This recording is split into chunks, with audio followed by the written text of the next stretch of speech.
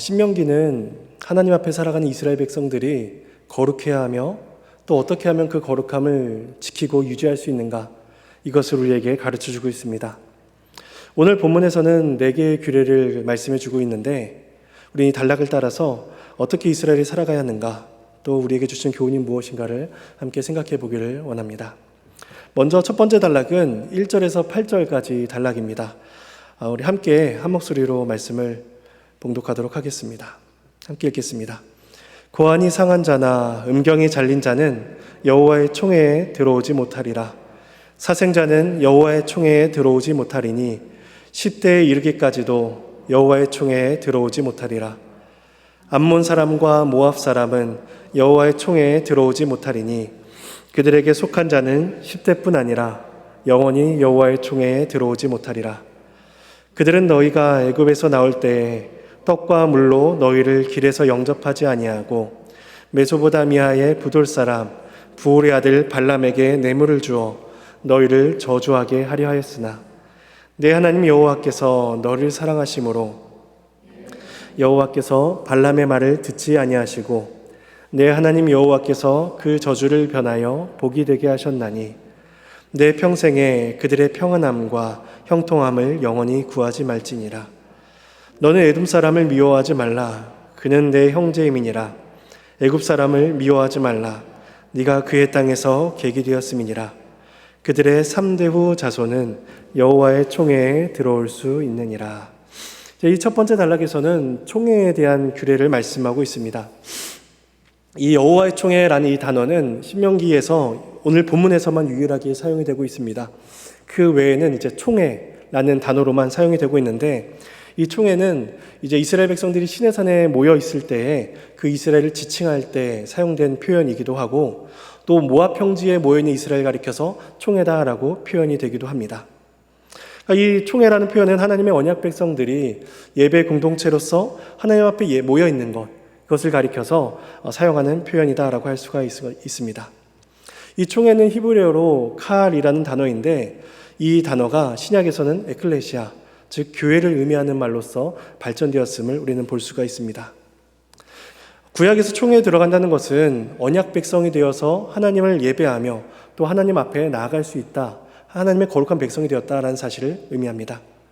일반적으로는 이스라엘 백성들만이 해당되었지만 간혹 이방인들 중에서도 믿음으로 나오는 자들에게는 그 총회에 들어오는 것이 허락되었습니다.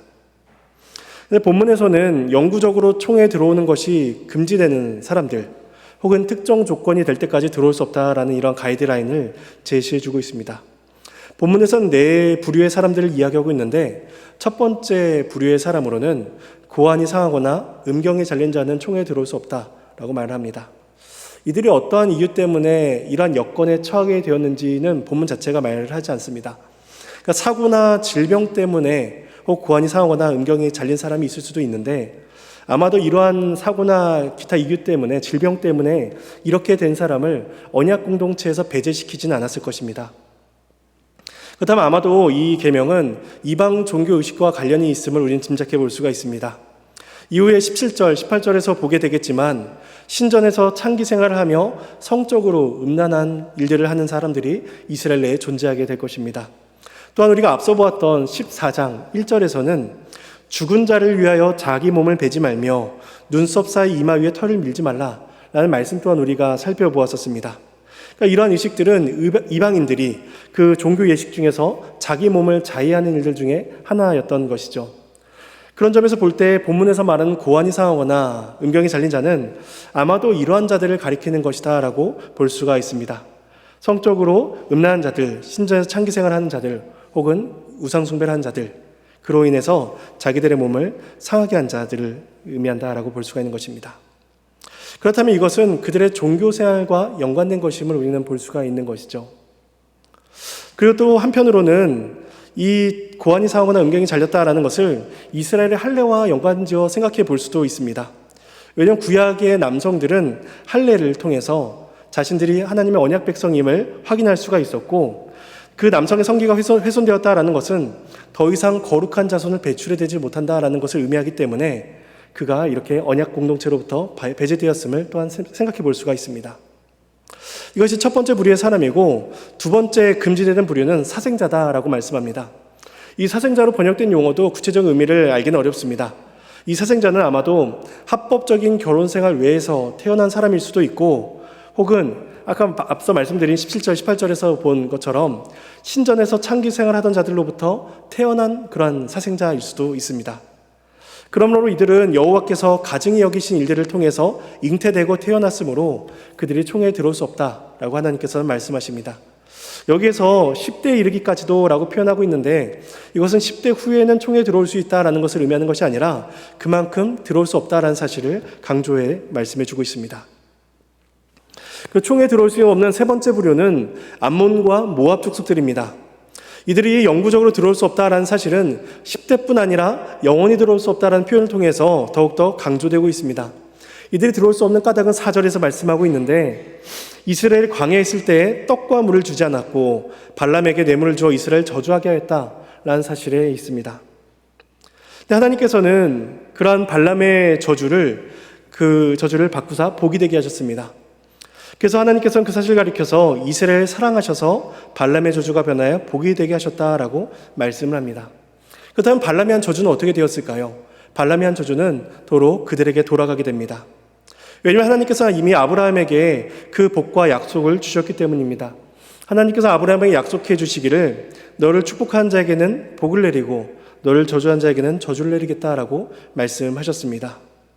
언약 백성의 복을 사모한 자들에게는 하나님은 그 복을 똑같이 부여해 주시지만 그것을 가볍게 여기며 또 그것을 회방한 자들에게는 하나님께서 저주를 내리시는 것입니다. 모압과 암몬 족속에게 가장 큰 저주가 내려지기를 그것은 총에 들어올 수 없다라는 그러한 명령이 주어지고 있는 것입니다. 그리고 본문 6절에서는 그들의 평안과 형통함을 구하지 말 것을 명령하고 있습니다. 학자들은 이 표현, 평안과 형통함을 구하지 말라라는 이 표현을 그 나라 간의 우호적인 관계를 표현하는 것이다라고 그렇게 해석을 합니다. 그래서 이것을 다른 나라들, 그러니까 암몬과 모압 족속과 외교적인 관계를 맺지 말아야 된다라고 명령하고 있다고 보는 것입니다. 그러니까 모압이 이스라엘이 했던 저주가 이제 다 부메랑이 되어서 그들 사회, 모압과 암몬에게 그런 사회적인 어려움으로 다가가게 되는 것입니다. 그리고 암몬과 모압과 관련해서 본문이 명시하고 있지 않지만 이들이 총회에서 배제된 이유에 대해서 한 가지 또 생각해 볼 수가 있습니다. 그것은 암몬과 모압 족속이 롯과 그의 두 딸을 통해서 이제 태어나게 된 그런 자손인들이라는 점입니다. 이것은 창세기 19장에 기록되어 있습니다. 그러니까 아버지와 딸 사이에 근친상간으로 태어난 자들이 바로 암몬과 모압 족속들입니다. 그렇다면 이것은 앞서 우리가 2절에서 봤던 그 비정상적인 그 성관계에 의해서 태어난 자, 사생자들이다라고 볼 수가 있기 때문에 이러한 이유에서도 그들은 총회에 들어오는 것이 금지됩니다. 그리고 마지막 총회 출입과 관련한 네 번째 부류는 에돔과 애굽 사람들입니다. 이들은 앞에 세 부류와는 조금 차이가 있습니다.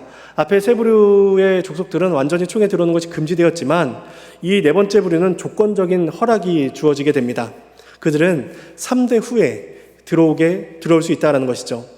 이 3대라는 조건은 아마도 이 민족들이 나그네로 여행객으로 거하다가 들어오는 것을 의미하는 것이 아니라 아마도 이스라엘에 정착해서 한 세대, 두 세대, 3세대를 거치면서 어느 정도 이스라엘의 신앙을 받아들인 자들일 것입니다.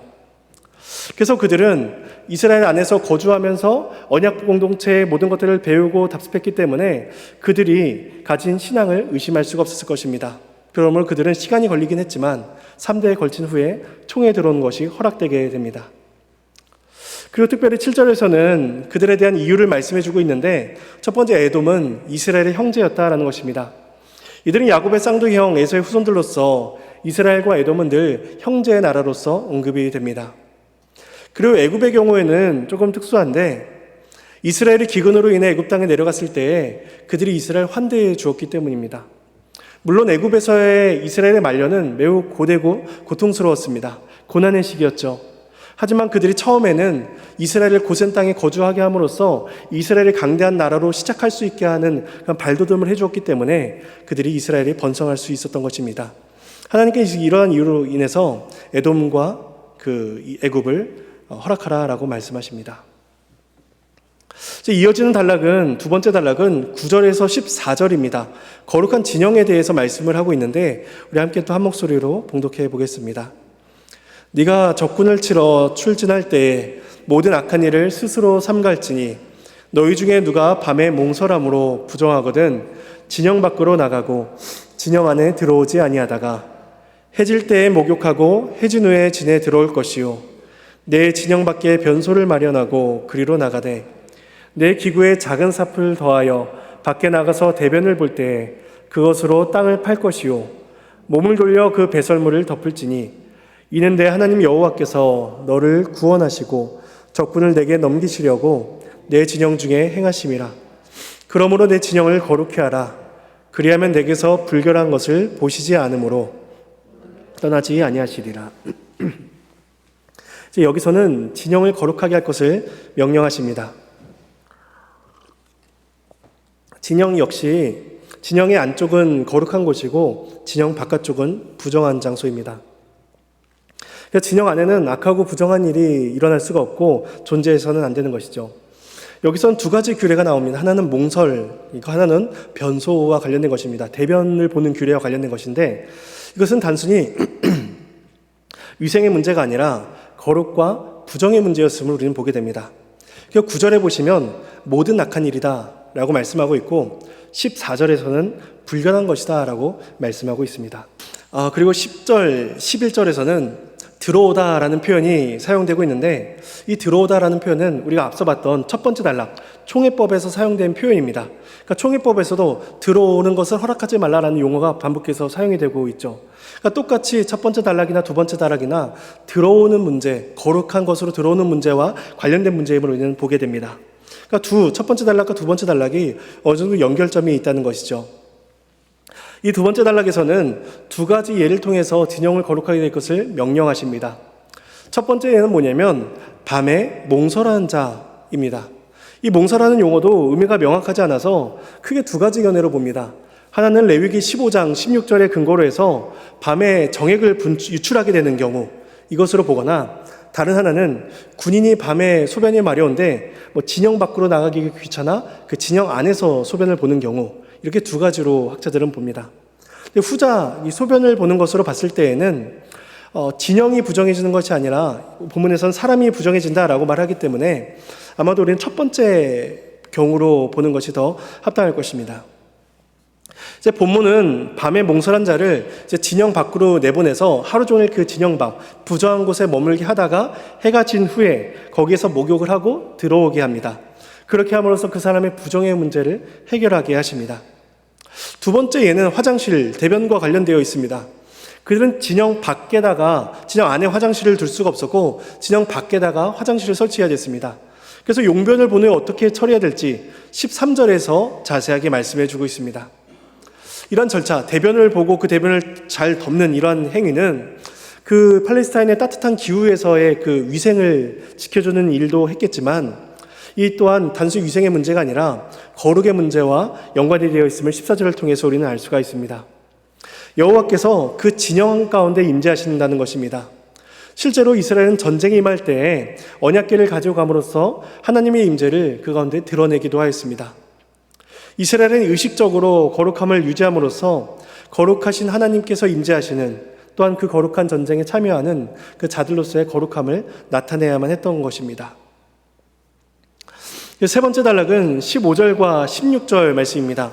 이건 도망한 종과 관련된 규례입니다. 우리 함께 두 절을 읽어보도록 하겠습니다. 종이 그의 주인을 피하여 내게로 도망하거든 너는 그의 주인에게 돌려주지 말고 그가 내 성읍 중에서 원하는 곳을 택한 대로 너와 함께 내 가운데에 거주하게 하고 그를 압제하지 말지니라. 이 종과 관련된 규례는 앞서 15장 12절 단락에서 이미 말씀을 하였습니다. 근데 여기에서는 도망한 종, 도망한 노예와 관련된 말씀을 하고 있습니다. 이 종은 도망한 종은 이스라엘 종일 수도 있고 타국에서 이스라엘 안으로 도망 온 그 이방인 종일 수도 있습니다. 이 종의 제도, 노예 제도는 고대 사회뿐만 아니라 근대 사회까지 늘 지속되어 왔습니다. 오늘날에도 세계 어느 곳에서는 이 노예 제도 하에서 살아가는 사람들이 분명히 존재합니다.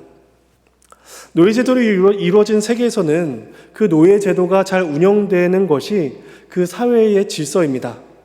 만약에 노예의 신분을 가진 자가 거기로부터 도망한다면 그 사람은 사회 질서를 어그러뜨리는 사람인 것이죠. 그래서 함무라비 법전에서는 노예가 도망하는 것을 도와준 사람은 사형에 처한다라는 법이 있으며, 또 반대로 도망한 노예를 그 주인에게 갖다 주는 사람에게는 보상을 준다라는 법이 이제 있다고 합니다. 그러니까 이것이 일반적인 사회의 법인 거죠. 이것이 일반적으로 사회의 질서를 유지하는 것입니다. 열왕기상 2장에서도 시므이라는 사람이 도망한 종을 찾아서 자기에게 허락된 지역 밖을 나갔다가 돌아오는 경우를 보게 됩니다. 또 어떤 학자에 의하면 고대 근동에서는 조약을 맺은 동맹국들끼리는 정기적으로 도망한 노예를 이렇게 송환해야 된다라는 그 국가 조약까지도 있었다라고 합니다. 오늘 본문은 그 도망한 자들, 그러니까 타국에서 도망한 자들이라면 그들을 돌려보내지 말라라고 말씀하고 있는 것이죠. 그러니까 이것은 고대 근동의 법과 비교해본다면 굉장히 획기적인 것이다라고 볼 수가 있습니다.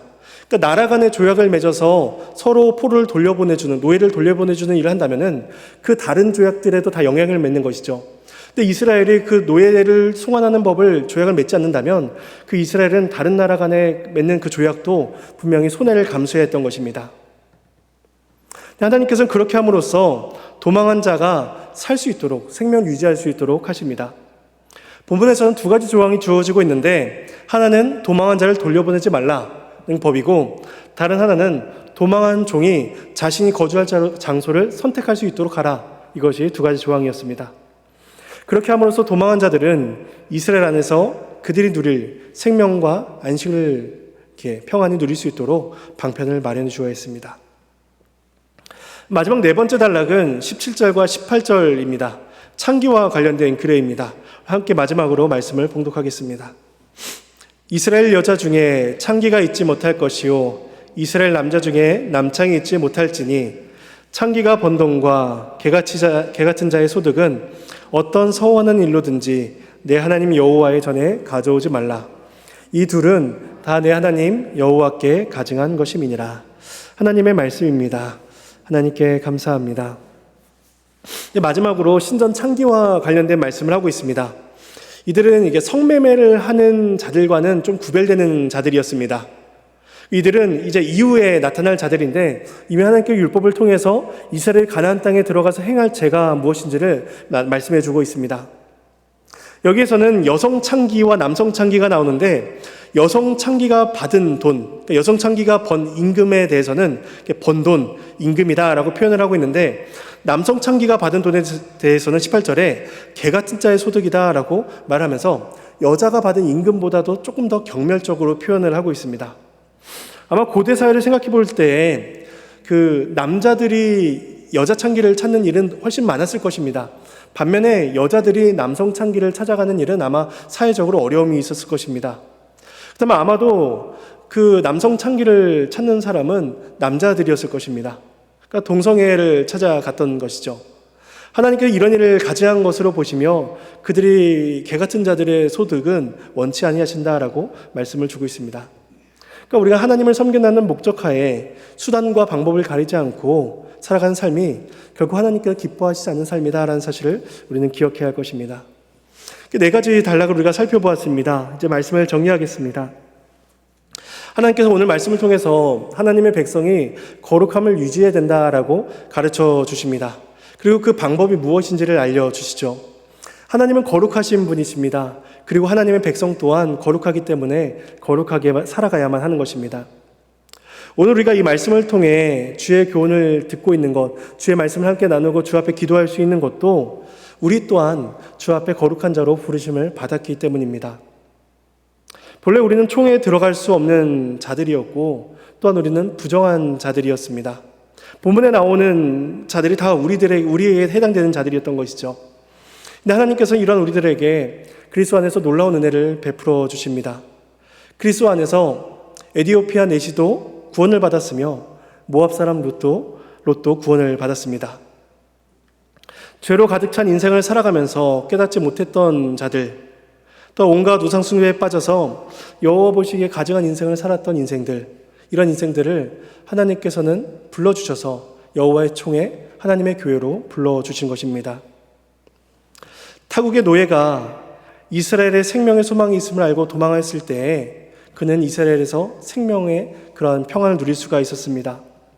마찬가지로 죄의 노예로 살아가던 우리가 그리스도께 피할 때에 죄와 사망이 우리를 해하지 못하며 영원한 생명의 복락이 우리에게 주어질 것임을 성경은 말씀해 주고 있습니다.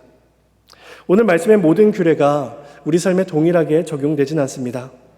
그럼에도 여호와의 총회에 속한 자, 하나님 앞에 거룩하게 부름을 받은 자, 그리스도를 통해서 교회에 속한 모든 자들에게는 이 말씀의 원리가 동일하게 적용된다라는 사실을 우리는 기억해야 할 것입니다. 하나님께서 우리를 부르셨을 때에 우리가 살아가는 이 삶이 어떠해야 되는가, 이 사실을 기억하며 거룩한 삶을 삶으로써 하나님을 영원토록 즐거워하며 또 하나님께 영광을 올려드리는 저와 여러분의 삶이 되기를 간절히 소망합니다. 잠시 말씀을 두고 기도하시겠습니다.